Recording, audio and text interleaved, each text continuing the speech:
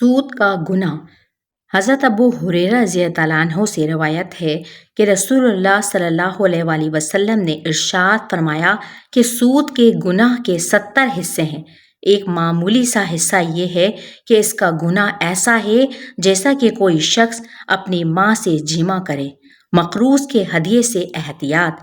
حضرت انس رضی اللہ عنہ فرماتے ہیں کہ رسول اللہ صلی اللہ علیہ وآلہ وسلم نے ارشاد فرمایا کہ جب کوئی کسی کو قرض دے تو پھر قرض لینے والے سے کوئی ہدیہ قبول نہ کرے۔ سود کا وبال۔ حضرت ابو ہریرہ رضی اللہ عنہ فرماتے ہیں کہ رسول اللہ صلی اللہ علیہ وآلہ وسلم نے ارشاد فرمایا ایک زمانہ ایسا آئے گا کہ سوائے سود کھانے والوں کے کوئی باقی نہ رہے گا، اور اگر کوئی شخص ہوگا بھی تو اس کو سود کا بخار اثر پہنچے گا، اور ایک روایت میں ہے کہ اس کو سود کا غبار پہنچے گا۔ سود کا معاملہ۔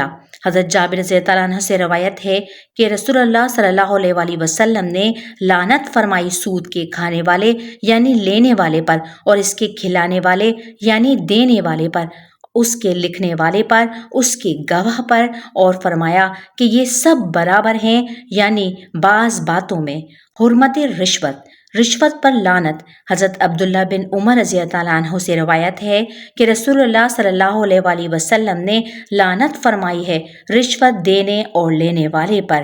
ابن ماجہ اور ترمذی نے حضرت ثوبان رضی اللہ عنہ کی روایت میں بھی یہ بھی زیادہ کیا ہے کہ اور لعنت فرمائی ہے اس شخص پر جو ان دونوں کے درمیان میں معاملہ ٹھہرانے والا ہو۔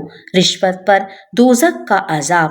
حدیث شریف میں ہے کہ رشوت دینے والا اور رشوت لینے والا دونوں دوزخ کی آگ میں جھونکے جائیں گے، البتہ جہاں بغیر رشوت دیے ظالم کے ظلم سے نہ بچ سکے وہاں اکراہاً دینا جائز ہے، مگر لینا وہاں بھی حرام ہے۔